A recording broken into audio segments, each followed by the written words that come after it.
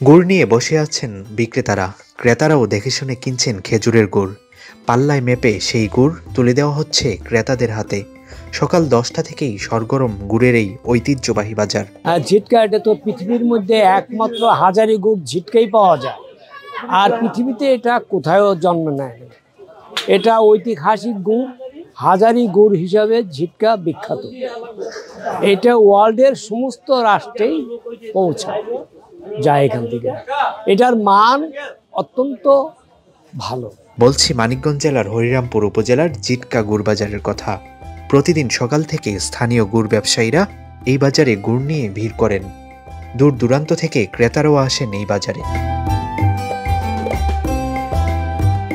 শীতের মৌসুমে জনপ্রিয় হয়ে ওঠে বাজারটি। খুব ভোরে গাছিরা খেজুরের রস সংগ্রহ করে গুড় তৈরি করেন। গরম গরম তৈরি হওয়া গুড় নিয়ে বাজারে ছুটে আসেন ব্যবসায়ীরা।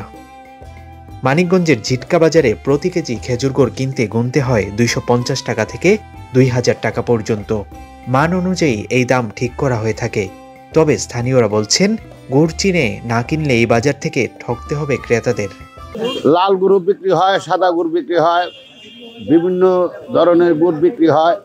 তবে গুড়ের মান ভালো, অন্যান্য এলাকার থেকে পরিষ্কার, গাছের কাটা ধোয়া সব দিক দিয়ে আমাদের জিটকার গুড় এখনো মানে ভালো।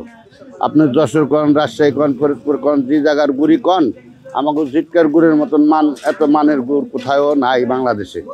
তবে এই গুড়টা খুব খাইতে খুব সুস্বাদ এবং ভালো, এই জন্যই আমাদের জিটকার গুড়ের মান খুব ভালো। ব্রিটিশ আমল থেকেই এই বাজারে গুড় বিক্রি শুরু হয় বলে জানান স্থানীয় ব্যবসায়ীরা। শনিবার হাটবার হলেও প্রতিদিনই এখানে জমে ওঠে গুড় বাজার। মানিকগঞ্জের জিটকা বাজারে প্রতিটি গুড়ের উপরে খোদাই করে লেখা থাকে গুড় কারিগরদের নাম। এই বাজারের অন্যতম আকর্ষণ জেলার বিখ্যাত হাজারি গুড়। 1 কেজি হাজারি গুড়ের দাম 1600 থেকে 2000 টাকা পর্যন্ত হয়ে থাকে। দেখা গেছে আপনার একটা 500 টাকা বিক্রি হইতেছে, একটা 800 টাকা বিক্রি হইতেছে, একটা 300 টাকা বিক্রি হইতেছে। কারণ ওই আপনার জিনিসের ভিতরে ডিপার্টমেন্টস আছে। হাজারি গুড়টা বানাইতে গেলে আপনার এই পাইল কাটা রস লাগবো, মানে ভালো রস লাগবো।